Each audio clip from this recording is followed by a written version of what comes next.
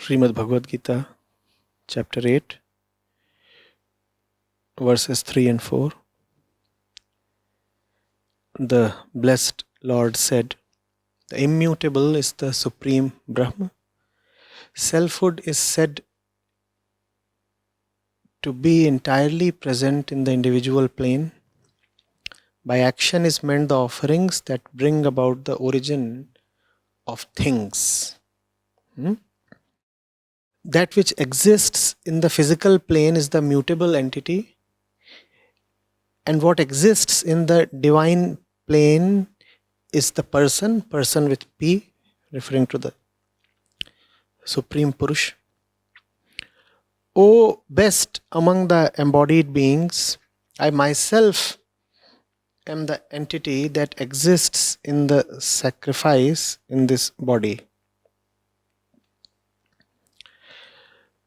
I'll translate it a little more clearly for you. We'll come to the verse.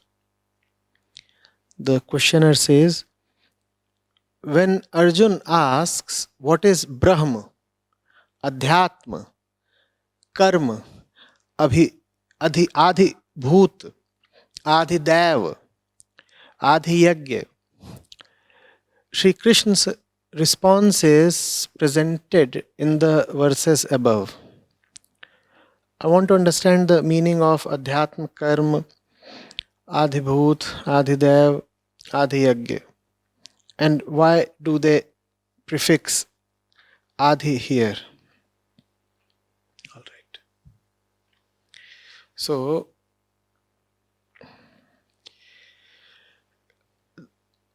to complete these two, we must also go to the two verses that precede these. I'll read them out for you. Arjun said, this is the opening verse of the chapter 8, verse 1. Arjun said, Krishna, what is Brahma? What is Adhyatma? And what is Karma? What is Adhibhut? And what is Adhidaiva? Second verse, Krishna, who is Adhyatm? And how does he dwell in the body? And how are you to be realized at the time of death by those of steadfast mind? Then comes the reply of Krishna in the next two verses. Sri Bhagavan said, the supreme indestructible is Brahma. The supreme indestructible is Brahma. One's own self, by self here is meant the individual self, not the supreme self. One's own self is called Adhyatma, and the primal resolve of God, Visarga, which brings forth the existence of things, is called Karma. We'll take these three first. What is Brahm? Brahm cannot be known by affirmation or positive instruction. All that we know of has characteristics. And we know a thing by its characteristics or properties. That's the defining thing about a thing, its characteristics. Remove the characteristics and it will be very difficult to talk of the thing at all, right? Is there a thing without its characteristics? No? So that's the world we inhabit. A world of properties, a world that can be named, pointed at, described as a story, pictured, projected. That's what this world is, right? Unfortunately for us, this world does not take our inner well-being too far. We exist in the world, all right, but we never quite find absolute peace in the world. And the world means the one that has characteristics, the one that comes and goes, the one that is within the scope of time. Is there world without things?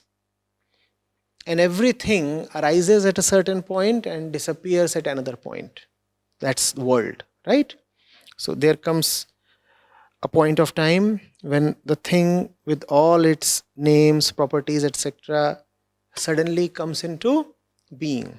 Not even suddenly. There is a cause-effect chain. So there always are causes behind everything. Even if the thing seems to appear at once abruptly, right? And then there comes another point in time when the thing disappears. Brahm is for the ones who no more assign great value to these things because they are experienced enough, probably intelligent enough to have tested these things, penetrated these things, and discovered that they can only do so much good and nothing beyond that. Things are useful in our day-to-day business. We require this mic, right? We require clothes. The body is there. The body is in itself a thing. How can we say things are all useless? Correct? We need food, we need water, all things. Right? Even thoughts are subtle things. So things have their utility. Maybe things have great utility. Maybe things take you as far as the 99th milestone. But if the 100th is the destination, things somehow fail in reaching there. That's when Adhyatm kicks in. That's when you realize that you need to have something beyond things. For things, the world cannot be totally relied upon. And somehow the mind seeks perfect security. The mind doesn't come to rest until it is assured of total security. Therefore, we need Brahm. Therefore, we need something that is indestructible. What is Brahm? A reality? No, Brahm is not real. From where I look at Brahm, Brahm is our utmost need. Brahm is our utmost need. Now call Brahm unreal at your own peril.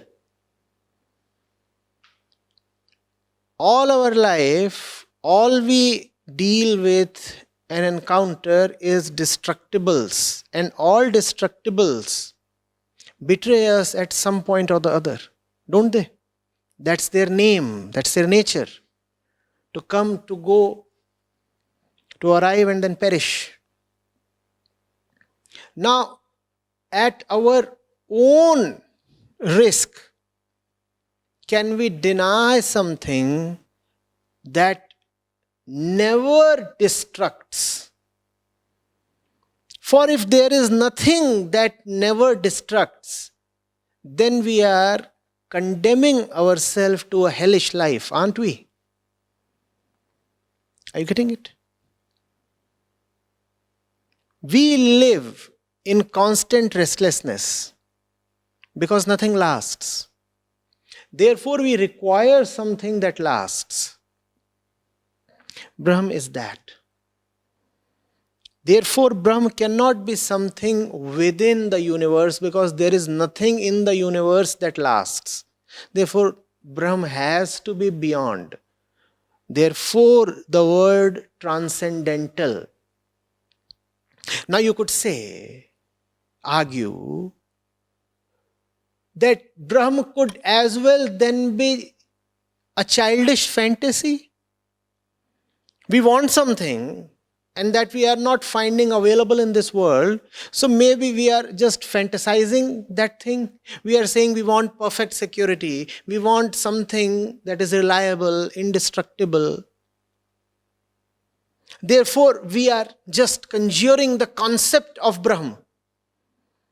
The argument has substance. But then the argument is defeated by the accomplishments of those who were able to achieve rest. That's the final proof. Are you getting it? If Brahm is a mere concept, a childish fantasy, then the peace associated with Brahm too would be merely an illusion, correct? But what if there are people who did attain to that peace? If even one person managed that, it proves that the stuff is doable.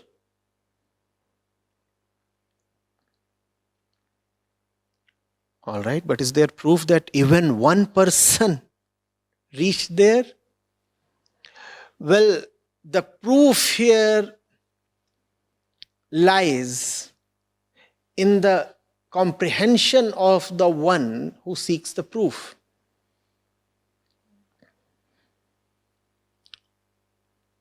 You have the words of Krishna. You have the life of Jesus. You have the songs of the thousands of fakirs and saints. You have the revelations that came to Muhammad. If you want to assert that all of this is self-delusion, then all right. But if you go through what those people have said and are left awestruck, even by a single verse, then it means that the beyondness is indeed possible. And if beyondness is possible, then you better not dismiss Brahma. To dismiss Brahma is to dismiss the possibility of your own peace.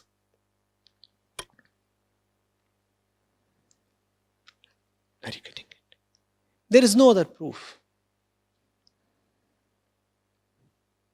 When you are going through the scriptures, there comes a point when you just ask yourself, but this can't occur to a normal mind. How did this person dream this up? It is simply not possible that this kind of stuff can occur even to the sharpest kind of mortal intelligence. Then where did these lines come from? Did some aliens come and teach these things? But then, what kind of supremacy or speciality do you want to associate with aliens? At most, a higher IQ? What if you clearly see that the words in front of you are not a function of IQ at all? Instead, those words are coming from an extremely metaphysical insight.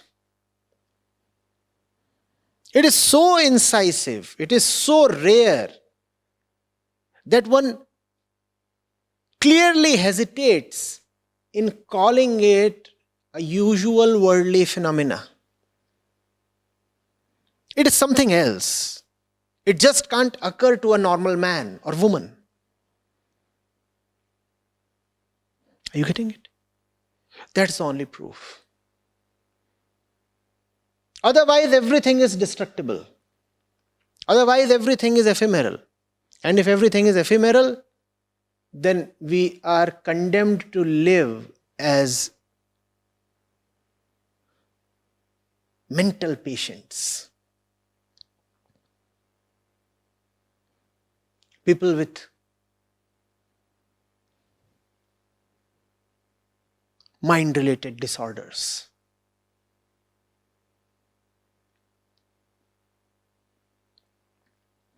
Are you getting it? Then, Adhyatma. Going into one's own mind is Adhyatma. Going into one's own mind is Adhyatma. Inquiring into the nature of one's self is Adhyatma. Remember, I said one's self, not the self. And one's self means the personal self, the mind.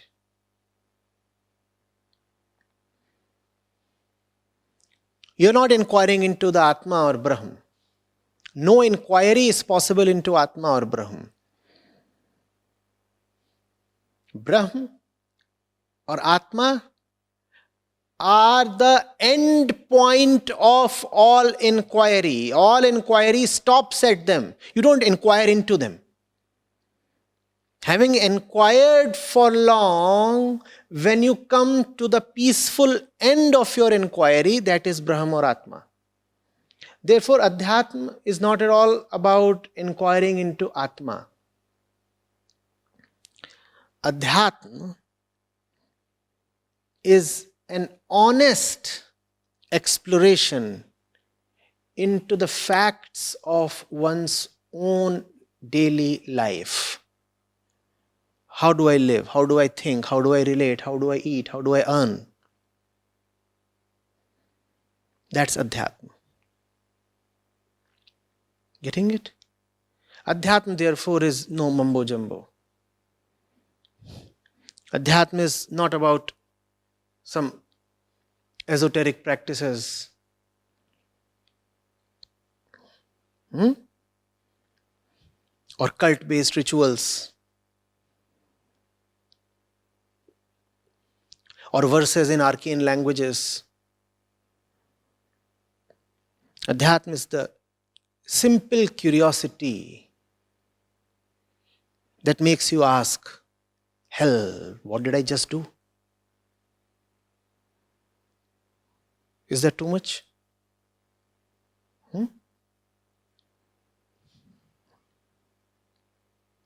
You're roaming around, let's say in a shopping mall, and thoughts are roaming around in your head. And you suddenly pause and say, wait, what's going on? That's Adhyatma. Wait, what's going on? That's Adhyatma. Therefore, Adhyatma has to be real time. Therefore, it has to be like the light that shines on your regular, daily, usual activities. Therefore, it cannot be something special. It cannot be something divorced, or separated, bifurcated from the rest of your life.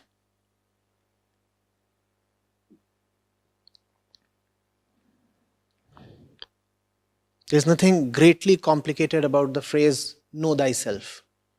Know thyself is Adhyatma. And know thyself does not mean that you have to earn a doctorate in the complicated business of self-knowledge. Who are you? The one that you right now are. The one who is listening attentively, the one who is scratching his back, the one who feels intermittently interested in the neighbor rather than the lecturer.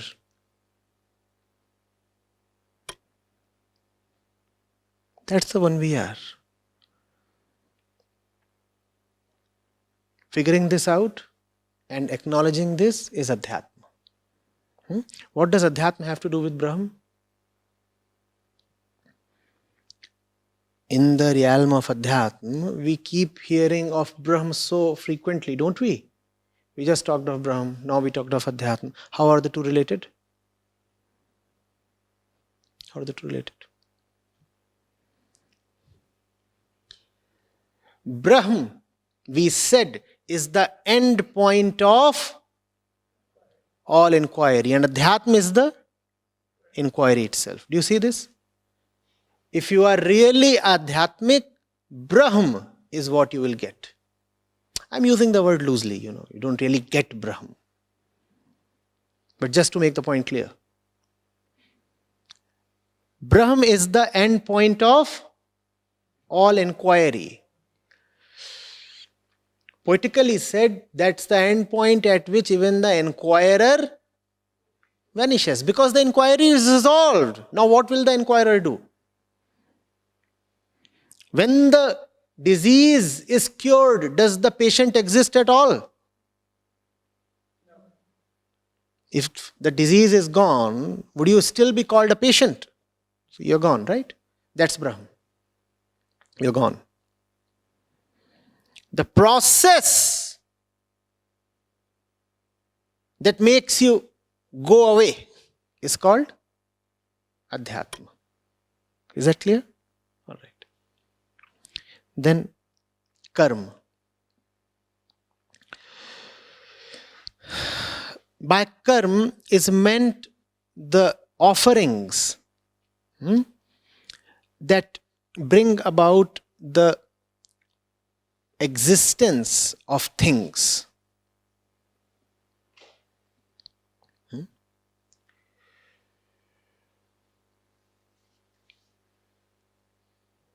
The world does not just exist. It exists to somebody. Therefore, when Arjun asks, what is karma? Sri Krishna will not give him a merely theoretical reply. What he is telling Arjun is, what is the right karma for you? What is the right karma for you? Or rather, what is the very definition of right karma? Except for that, all other action is bad action. When somebody asks you, what is action?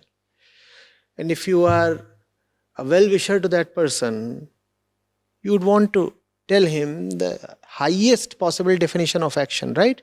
That's what Sri Krishna is doing here. Krishna is saying, that which you do in order to come to the right state of universe is karma. Sacrificing that which is not needed by you, sacrificing that which keeps you in illusion, that alone is karma. All else can be called as vikarma or distorted karma. Getting it? We all act, right? All our life, We have to compulsorily act. Sri Krishna is telling Arjun how to act. Act in the manner of sacrifice. That's a gold standard. Act in the manner of giving up, not in the manner of taking in, absorbing or accumulating. Every action of yours has to be an action that reduces you, that makes you give up some part of the inessential self that we carry. That alone is karma. Getting it? But that's not the kind of action we find ourselves or others engaging in usually. Then those actions do not deserve to be called as karma either. When Sri Krishna says karma, by default it means nishkam karma, right karma. Remember who is using the word. The word is colored by the one who is uttering it. So act in a way that reduces you. Now tell me, how are Adhyatm and Karma related?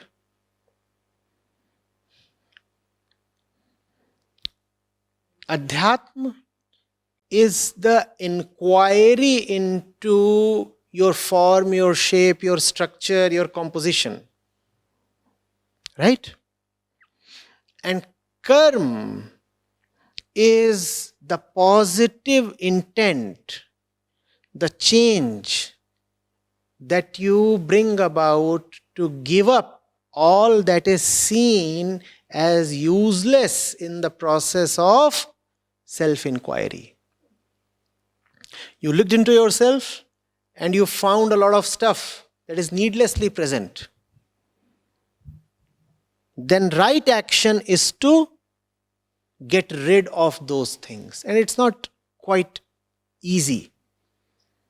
It may take some effort, some doing, to tear those things away from your inner personality. Those things have been a part of you since long. It's not easy to drop them. They have to be torn apart. That is action. Just as action for Arjun in the battlefield is fighting his relatives, not easy at all. Getting it? Sri Krishna tells him very clearly, it's not about killing somebody outside of you. You have to fight your own inner weakness. As far as those people are concerned who you see present in front of you, they are already dead. They are already gone. So it's not about killing Duryodhana or Dushasan. It's about fighting your own attachment that is making you subvert dharma itself.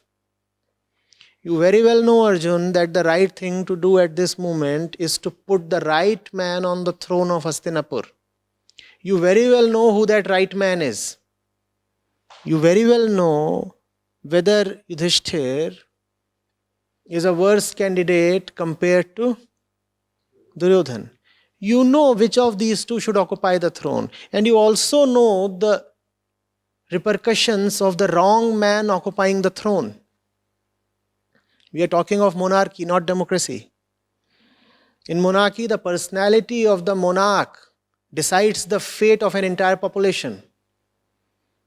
You know, Arjun, who should be the monarch. But see, your inner entanglements are not allowing you to fight. Therefore, karma for you is to fight. Do you see what karma means? Something that makes you get rid of your inner weaknesses. Whenever you are acting, and you always are, keep asking this question. That which I am doing right now, is it liberating me of my weaknesses? Or is it consolidating, even decorating my weaknesses? Getting it? Then, it's a long question. In itself, it contains the gist of the entire session.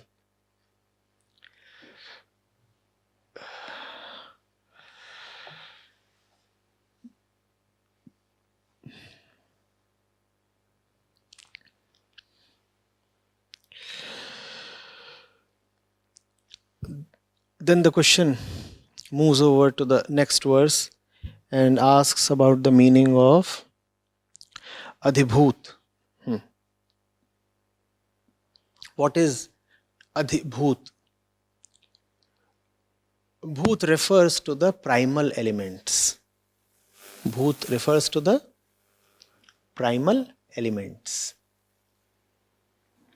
In classical literature, when we say Bhut, it means the fundamental, primal elements. So what is Adhibhut then? All that you see around yourself, this is Adhibhut. All that you see around yourself is Adhibhut. Getting it? And all that which therefore relates to this world or arises from this world is called as Adhibhautik. Do you get this? This is Adhibhut, and anything arises from this is Adhibhautik. Then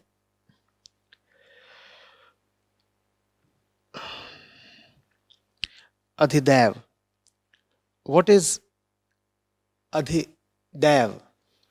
And Sri Krishna says the shining Purush is Adhidaiva. In the translation, it is mentioned that the shining Purush, the Adhidaiva, is Brahm. I beg to differ with the translation. No, Adhidaiva does not refer to Brahma. Adhidaiva refers to Ishvara. There is a great difference between these two.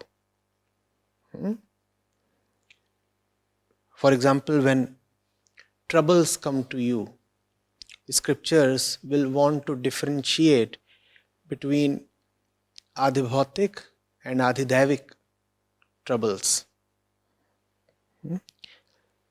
That does not mean that the Adhidaivic trouble has been sent upon you by Brahma. If Adhidaiva is Brahma, then Adhidaivic stuff is operated by Brahma. But Brahma is a non-operator, non-doer. Brahma does not do anything. Adhidaiva is not Brahma. Adhidaiva is consciousness itself. Consciousness itself. So by Adhibhut, you refer to all that which is unconscious. Right? And by Adhidaiva, you refer to consciousness itself. Right? The one that watches everything that is unconscious. Jad and Chetan. Jad is Adhibhut and Chetan is Adhidaiva. Then,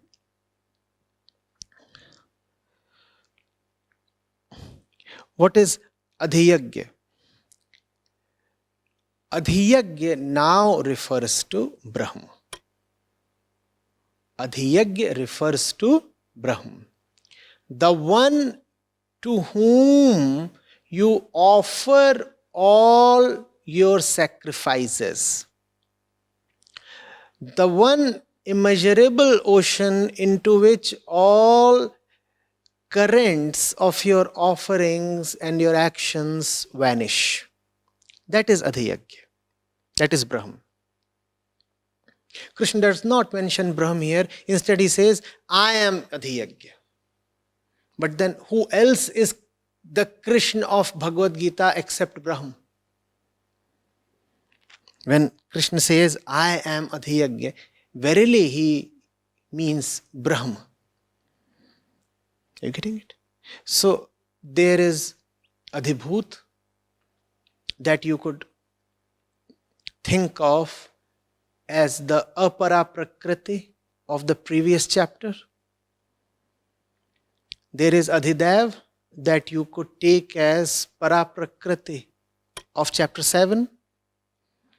And then there is Adhyatm that you could take as the supreme truth, Atma or Brahm of chapter 7.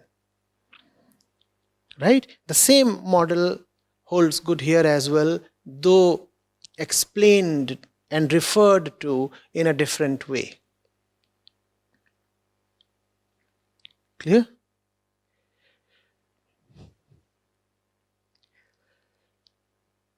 Are all these terms clear?